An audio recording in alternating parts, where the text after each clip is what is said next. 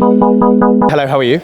I'm very well. How are you? Yeah, good, thank you. So at Tulleys Christmas Lights Festival, how have you been here before and are you excited for today? So we came to Tulleys for the October Scarefest thing. It was absolutely incredible. We loved it. But it was pouring down with rain. We got absolutely drenched. Didn't stop it being so much fun though. But we've got perfect weather today. It feels Christmassy. It's cold, but it is mild, so it's nice. So really looking forward to it. And you can see the lights on the road, so I think it's going to be really good. And also, when it comes to your favourite Christmas film and Christmas song, what would you say are your top favourite films and song?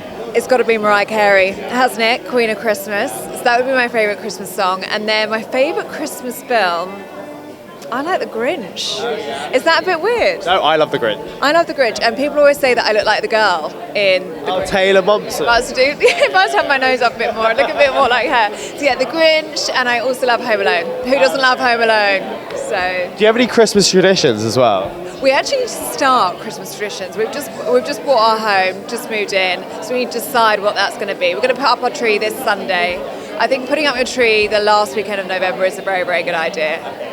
Of course. And also, GB News, it's done so well since it started.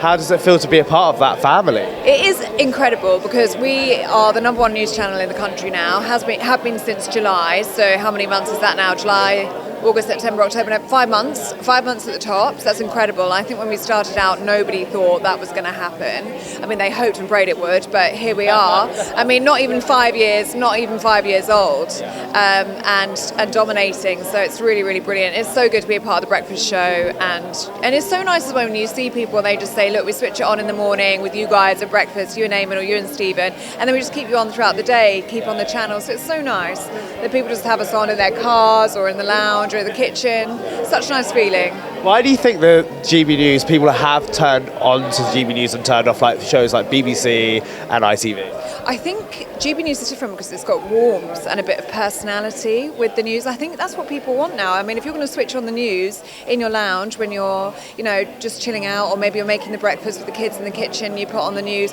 you want something that feels like it's your friend telling you the news and they're having a bit of a chat and you feel like you know them and you know their personalities, you know what's going on in their personal lives a little bit. I think that's what makes us a little bit different. I think that's why people keep tuning in.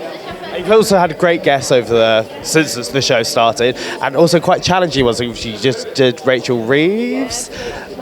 What's the one interview that's really stood out to you?